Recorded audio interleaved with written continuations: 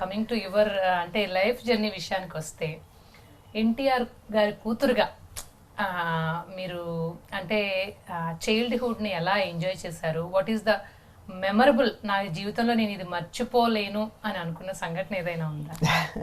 అంటే మేము మీకు ప్రతి ఒక్కరికి తెలిసినటువంటి విషయమే, మేము 11 మంది పిల్లలు నాన్నగారికి. అండ్ కొంతమంది హైదరాబాద్లో, ఎందుకంటే ఇక్కడ థియేటర్ కన్స్ట్రక్షన్ అది జరుగుతూ ఉండేది.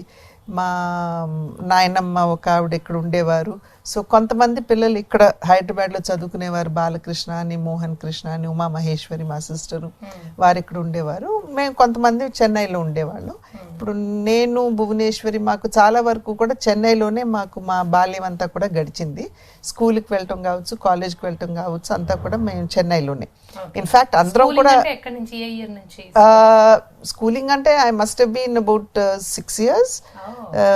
అండ్ లేదు, అందరం కూడా మేము చెన్నైలోనే పుట్టామన్నమాట. కాకపోతే మా నాయనమ్మకి ఆడపిల్లలు లేరు. మా నాన్నగారు, మా చిన్నాన్నగారు ఇద్దరే. కనుక ఆవిడ నన్ను తీసుకెళ్లారు పెంచుకోవటానికి అనమాట. అంటే ఆడపిల్లలు లేరు కాబట్టి ఆవిడ she wanted to bring me up.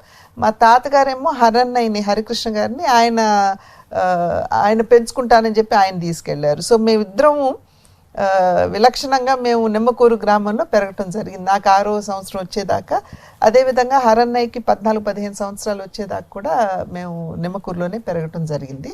ఆ తర్వాత నాకు మా పెద్దన్నయ్య గారు మసూచికంతో చనిపోయారు అనమాట, స్మాల్ పాక్స్ తోటి. అప్పుడే అదే సమయంలో నాకు టైఫాయిడ్ రావడం జరిగింది నిమ్మకూరులో. అప్పుడు ఒకవేళ నేను కూడా అటో ఇటో అవుతాననేటువంటి భయంతో మా నాయనమ్మ గారు వెంటనే నన్ను చెన్నైకి పంపించేయటం జరిగింది. ఆ తర్వాత చెన్నైకి రావటం, ఇక్కడే స్కూల్స్లో జాయిన్ కావటం, అక్కడ నుంచి డిగ్రీ వరకు కూడా మా విద్యార్థి పైన అంతా కూడా చెన్నైలోనే జరిగిందనమాట.